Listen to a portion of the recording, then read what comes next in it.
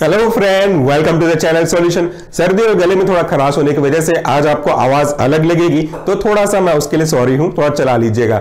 आज हम बात करने वाले हैं आपके माइक्रोबायोलॉजी में एक नया टॉपिक जो है बहुत छोटा सा लेकिन इंपॉर्टेंट है। शॉर्ट आंसर टाइप क्वेश्चन में पूछे जाने की पूरी चांसेस है। तो आज का जो हमारा टॉपिक है वह है सोर्सेस ऑफ कंटामिनेशन, यानी कि इसको अगर सरल सरल लैंग्वेज में बोलूं तो इसका मतलब होता है कि जब हम कुछ काम कर रहे होते हैं और एक ऐसी जगह जहां पे कंटामिनेशन या इंप्योरिटीज का आना बिल्कुल भी अलाउड नहीं है, वहां पे कौन कौन से चांसेस हो सकते हैं जिसके थ्रू कंटामिनेशन आ सकता है, इसी के बारे में हमको रफली बात करनी है। तो सबसे पहले समझ लेते हैं कंटामिनेशन का क्या मतलब है। यूं तो कंटामिनेशन के ब्रॉड मीनिंग निकाले जा सकते हैं, लेकिन इसका सही अर्थ तब समझ में आएगा जिसके रेस्पेक्ट में आप उसके कॉम्बिनेशन को यूज कर रहे होते हैं। कंटामिनेशन का जनरल शाब्दिक अर्थ यह होता है कि एनीथिंग विच कैन अफेक्ट और deteriorate the quality of your desired product, यानी कि कोई भी एक ऐसी चीज जो कि आपके quality of the particular product जिसके बारे में आप बात कर रहे हो उसको बिगाड़ दे, तो वो कंटामिनेशन कहला सकता है। सिंपल सा एग्जांपल की अगर आप बात कर लो, आप बढ़िया एक कप गरम गरम चाय पी रहे हो, उस चाय में एक मक्खी गिर गई तो वो भी कंटामिनेशन कहला सकता है, क्योंकि उसने आपके उस चाय की क्वालिटी और डिजायरेबल क्वालिटी जिसको बोलना चाहिए उसको बिगाड़ करके रख दिया, तो ये कंटामिनेशन हो गया। लेकिन हम बात कर रहे हैं माइक्रोबायोलॉजी की, तो माइक्रोबायोलॉजी में कंटामिनेशन का एक स्पेसिफिक मतलब होता है माइक्रो ऑर्गेनिज्म से और डस्ट या इंप्योरिटी से, जो कि आपके दिए गए पेरेंटल प्रोडक्ट या सिस्टमिक प्रोडक्ट को खराब करके रखने की एबिलिटी रखता है। इसे को हम कंटामिनेशन कहते हैं। यूं तो हमने एसेप्टिक एरिया में, जैसे आप देख भी रहे टॉपिक में, कई सारी चीजों के बारे में पढ़ा, उनके बेसिक डिजाइन के बारे में पढ़ा, क्राइटेरिया के बारे में पढ़ा, रिक्वायरमेंट के बारे में पढ़ा, लेआउट के बारे में पढ़ा, और वहां पे हर एक स्टेप पे हमने ये ध्यान देने की कोशिश करी थी कि कहीं से भी कोई भी कंटामिनेशन इंक्लूडिंग माइक्रोऑर्गेनिज्म और डस्ट पार्टिकल आपके एसेप्टिक एरिया में ना आ पाए। हमारी कोशिश भले 100% थी, लेकिन चांसेस अभी भी है कि किसी न किसी वे से, किसी न किसी मीडियम से ये जो कंटामिनेशन है, ये जो इंप्योरिटीज है, वो आ जाए और आ करके आपके प्रोडक्ट को डिटेरियोरेट कर सके। तो वही हमको देखना है कि पॉसिबिलिटीज कौन कौन से हैं, कॉमन सोर्सेस ऑफ कंटामिनेशन कौन कौन से हैं। बहुत ज्यादा एक्सप्लेनेशन करने की जरूरत नहीं पड़ेगी इस चीज को, क्योंकि केवल मैंने यहां पे पॉइंट्स को एक्सपेंड किए हुए हैं। तो देखिए, डिफरेंट सोर्सेस में से सबसे पहला जो सोर्स होता है वह है ऑपरेटर का, दूसरा जो सोर्स होगा वह आपके रॉ मटेरियल का, तीसरा सोर्स होगा इक्विपमेंट का, और चौथा होगा गड़बड़ी किसमें, आपके लेआउट और डिजाइन में। So this is called improper layout और डिजाइन। तो ये हो गए हमारे 4 मेन सोर्सेस ऑफ इंप्योरिटीज। चलिए देखते हैं एक एक करके।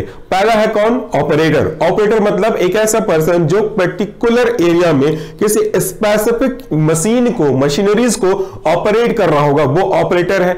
मान लेते हैं कि वो ऑपरेटर एक ऐसा व्यक्ति है जो अभी फिलहाल मेरी तरह सर्दी या खांसी से परेशान होगा। सो वो व्यक्ति वहां पे सोफिस्टिकेटेड एरिया में अगर है, वैसे तो होंगे नहीं, फिर भी अगर वहां पे है और काम करते रहना अच्छी ऐसी कई चीजें कर रहे होंगे, तो क्या होगा, उसकी कंटामिनेशन तो डेफिनेटली ट्रांसफर हो ही जाएंगे।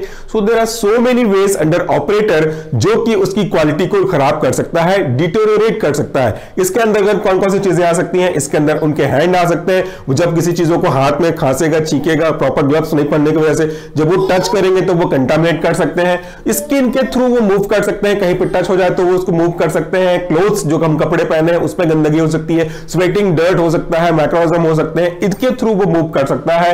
या तो हेयर के थ्रू जा सकते हैं, हेयर फॉलिकल्स में काफी सारे कंटामिनेशन होते हैं, ये मूव कर सकते हैं। Even hair can drop also, वो भी वहां पे जा सकता है। नोज जब हम छींकते हैं, जब हम कफिंग करते हैं, नोज के साथ साथ वुंड्स भी जा सकते हैं, खास करके ऐसे वुंड जो कि ओपन होते हैं। उसको समझाने के लिए मैंने डमी एक बैंडेज लगाया है। आप मेरे हाथों में बैंडेज दे सकते हैं, यानी कि मुझे कोई चोट नहीं लगी है, मैंने आपको केवल रिप्रेजेंट करने के लिए लिखा हुआ है। सो मैंने इसको कवर अप कर दिया है, तो चांसेस थोड़े से कम होते हैं। बट इन केस अगर ये ओपन होता, काफी ज्यादा घाव होता, कट्स होते, तो ये उस पर्टिकुलर प्रोडक्ट को कंटामिनेट कर सकते थे। सो जो कोई भी व्यक्ति उस जगह पे काम कर रहा होगा, एसेप्टिक एरिया में किसी पर्टिकुलर ऑपरेशन को ऑपरेट करने में मदद कर रहा होगा, उसका कंप्लीटली हेल्दी होना बहुत जरूरी है, वरना वो डिफरेंट वे से कंटामिनेट कर सकता है। ये तो लॉजिकल चीजें हैं, तो हमने इसको रखा ऑपरेटर के अंदर। दूसरा देखिए, हाँ एक चीज और मैं आपको समझाना भूल जा रहा था इसी के अंतर्गत, जो कि आज के पर्टिकुलर सिचुएशन से काफी अच्छा रिसेंबल करता है। किसी व्यक्ति को अगर कोविड-19 का इंफेक्शन है, तो डेफिनेटली आप जब फूड ऑर्डर करते हो जोमेटो वगैरह में, साफ लिखा रहता है कि इस पर्टिकुलर व्यक्ति जो कि आपके ऑर्डर को डिलीवर करने वाला है, इसका टेस्ट नेगेटिव है, इसका बॉडी टेम्परेचर लास्ट मोमेंट में इतना था, ताकि आप ये इंश्योर हो सके कि भाई मुझे जो प्रोडक्ट मिलने वाला है वो कंप्लीटली सेफ्टी के साथ मिल रहा है। ऑपरेटर यानी कि डिलीवरी बॉय भी वहां पे सेफ्टी को फॉलो कर रहा है, और जो फूड प्रिपेयर किया होगा किसी पर्टिकुलर रेस्टोरेंट ने वो भी सेफ्टी के मेजरमेंट को फॉलो करता होगा। So you can understand it very well by this example. अगर है हमारा रॉ मटेरियल, रॉ मटेरियल होता क्या है? रॉ मटेरियल करने का मतलब है वो स्टार्टिंग मटेरियल जिसका हम डिफरेंट प्रोसेसिंग करके फाइनली एक प्रोडक्ट आपके रूप में लेकर के आते हैं मार्केट में आपके लिए। एग्जांपल की अगर आप बात करोगे तो कई सारे एग्जांपल हो सकते हैं, लेकिन मेनली इसमें आपके ऐसे सब्सटेंस जो कि काफी अधिक मात्रा में नेचुरल सोर्स को बिलोंग करते हैं, उनमें बहुत ज्यादा माइक्रोऑर्गेनिज्म के होने के चांसेस होते हैं। इसके अंदर एग्जांपल की बात करोगे तो that drug which are prepared from either animal source or either plant source or any other source which is natural in there by default, तो वो नेचुरल सोर्स होंगे, उनमें काफी ज्यादा चांसेस होते हैं कि वो कंटामिनेशन को करेज कर सके।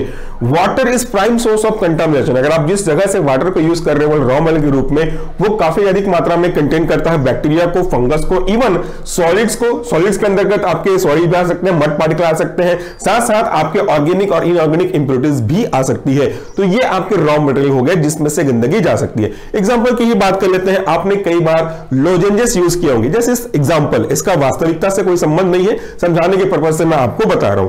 एग्जांपल की बात कर लेते हैं, हम लोजेंजेस की बात करते हैं या फिर आपके जो कफ ड्रॉप्स होते हैं उनकी बात करते हैं, जैसे स्ट्रेप्सिल्स हो गया, हनी टस हो गया, इस तरह की कई चीजें, स्ट्रेप्सिल्स हो गई, इन चीजों को हम यूज करते हैं। या तो फिर हनी, या फिर हनी के साथ जिंजर के साथ कुछ और मिक्स करके, तुलसी मिक्स करके जो कफ सिरप बनाए जाते हैं, तो उनके लिए अगर मैं बात करूं रॉ मटेरियल कौन सा है, तो डेफिनेटली उनके लिए रॉ मटेरियल तो अदरक, जिंजर, इसको आप देखते हैं, तुलसी के पत्ते, या तो हनी के कॉम से निकाला गया प्योर हनी हो सकता है, कई सारे रॉ मटेरियल हो सकते हैं। जस्ट फॉर एग्जांपल, एक्चुअली मैं फिर से कह रहा हूं ये एग्जांपल पर्पस के लिए है, इस टॉपिक से रिसेंबल नहीं करता, बट समझ में आ जाए कॉन्सेप्ट, इसके रिस्पेक्ट में बात कर रहा हूं। रॉ मटेरियल के यहां पे कुछ और भी हो सकते हैं।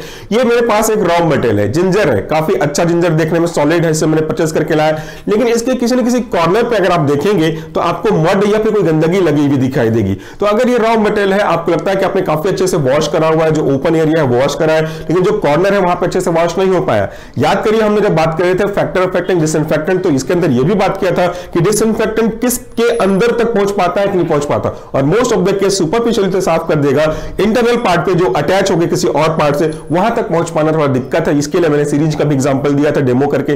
तो ये एक सोर्सेस ऑफ इंप्योरिटीज के अंदर, सोर्सेस ऑफ कंटामिनेशन के अंदर रॉ मटेरियल हो सकता है कि इसे आपने यूज किया तो गंदगी आगे जाएगी ही जाएगी, क्योंकि रॉ मटेरियल में गंदगी है, then it may be carry forward. आगे बात करते हैं तो है आपका इक्विपमेंट्स, मशीनरीज, छोटे मोटे यूटेंसिल्स, सबको एक साथ जोड़ लीजिए, कोई फर्क नहीं पड़ता।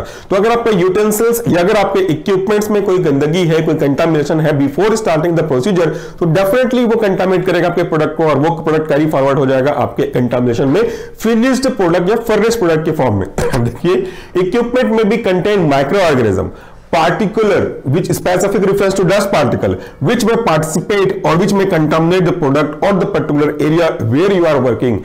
इस जगह पे जहां पे आप काम कर रहे हो, उस जगह पे अगर इक्विपमेंट ऐसा है जिसमें कंटामिनेशन है तो वो खराब कर सकता है। इसलिए मैंने लेआउट में एक माइक्रो ऑर्गेनिज्म की जब हम लोग बात कर रहे थे इसके लेआउट के लिए में, तो मैंने आपको एसेप्टिक फिलिंग एरिया के साथ साथ स्टेरिलाइजेशन सेक्शन भी बताया था, वॉशिंग एरिया, क्लीन एरिया भी दिखाया था, तो वहां पे हम इस कॉन्सेप्ट को समझ सकते हैं। देखिए, दे में कंटामिनेट प्रोडक्ट, ठीक है, आगे पॉइंट देख लेते हैं। Working surface plus external surface are potential sources. जिस सरफेस पे आप काम कर रहे हो और जिस बाहर के सरफेस पे आप देख रहे हो, वो पोटेंशियल सोर्स होते हैं कंटामिनेशन का। Due to sedimentation of dust product, जब कभी भी हवा में कोई डस्ट पार्टिकल सस्पेंडेड होंगे, वो कहीं जाके चिपक सकते हैं, उनके कारण से वो कंटामिनेशन हो सकता है। इसमें माइक्रो ऑर्गेनिज्म या अदर टाइप के डायरेक्ट और इनडायरेक्ट टाइप्स ऑफ इंप्योरिटी भी आ सकती है। अब आपको मैं छोटा सा एक एग्जांपल और दिखाने चाहता हूं। हम बात कर रहे हैं इक्विपमेंट की, हालांकि जो मैं दिखाऊंगा वो इक्विपमेंट तो है नहीं, छोटा सा पार्ट है। तो जैसे मान लेते हैं ये अदरक का एग्जांपल दिया मैंने, तो आपको ये कूटने वाला कूटनी का भी एग्जांपल दे देता हूं। ये अगर कोई इक्विपमेंट्स है जिसमें हम इस रॉ मटेरियल के फर्निश का काम करेंगे, इसमें कोई इंप्योरिटीज है, इसके इनर पार्ट में कोई डस्ट पार्टिकल रखा हुआ है या कोई पहले की चीजें वे कंटामिनेट की हुई होंगी। इसमें अगर मैंने लहसुन कूटा हुआ होगा, अब इसमें अदरक कूटूंगा तो दिक्कत तो जाएगी। तो वो अगर वो इंप्योरिटी इसमें से पहले से है, तो वो इसके प्रोसेस के थ्रू वो कंटामिनेशन को पार कर सकती है, प्रोसेस को आगे फॉरवर्ड कर सकती है। सो हमने देखा मैन का, यानी कि आपके ऑपरेटर का, जो मैंने आपको कटे हुए हाथ के साथ दिखाया। दूसरा मैंने आपको दिखाया रॉ मटेरियल का, जिसको मैंने आपको जिंजर के साथ दिखाया। तीसरा मैंने एग्जांपल बात किया था इक्विपमेंट का, उसके लिए मैंने आपको कोई भी इक्विपमेंट दिखाया जिसके थ्रू कंटामिनेशन पहुंच सकता है। एंड फाइनली हमारा लास्ट है आपका इम्प्रॉपर लेआउट और डिजाइन। अगर आपने उस टॉपिक को नहीं देखा होगा, लेआउट और डिजाइन ऑफ एसेप्टिक एरिया, तो एक बार जरूर देखिएगा, कि कॉन्सेप्ट बीच में छोड़ेंगे तो आगे समझ में आएगा नहीं। तो यहां पर मैं क्या कहना चाह रहा हूं कि अगर आपने लेआउट या लोकेशन को गलत सेलेक्ट किया हुआ होगा, आपके एसेप्टिक एरिया के अंदर स्टेयर भी होंगे, लिफ्ट शिफ्ट भी होगी, मूवमेंट ऑफ मैन मटेरियल ज्यादा होगा, तो डेफिनेटली वो कंटामिनेशन को लेकर के आएगा ही आएगा। तो these are basically main source of contamination अगर आपने लेआउट को फॉलो नहीं किया, जिसके अंतर्गत improper cleaning of floor, improper designing of ceiling, improper installation of door and window, ये सब चीजें आ सकती हैं। तो टॉपिक बहुत छोटा सा है, याद करने की जरूरत नहीं है, कॉमन चीजें हैं जो कि आपके घर में गंदगी ला सकती हैं। ये अगर आप समझ के चले तो वो डेफिनेटली आपके इस टॉपिक को समझाने में काफी मदद करेगा। So friend, that's all for the day. Thank you so much for watching this video. इस छोटे से टॉपिक का स्क्रीनशॉट लेना चाहेंगे तो थोड़ी देर बाद मैं यहां से हट जाऊंगा, आप आराम से ले सकते हैं। और अगर आप पूरे नोट्स चाहते हैं जो कि हमने अभी तक अपलोड किए उनको देखना चाहते हैं, समझना चाहते हैं, तो हमारा सॉल्यूशन फार्मेसी का एक ऐप भी है जिसे आप डाउनलोड कर सकते हैं, या तो प्ले स्टोर से या तो इसी वीडियो के डिस्क्रिप्शन बॉक्स से। थैंक यू, टेक केयर, नमस्कार।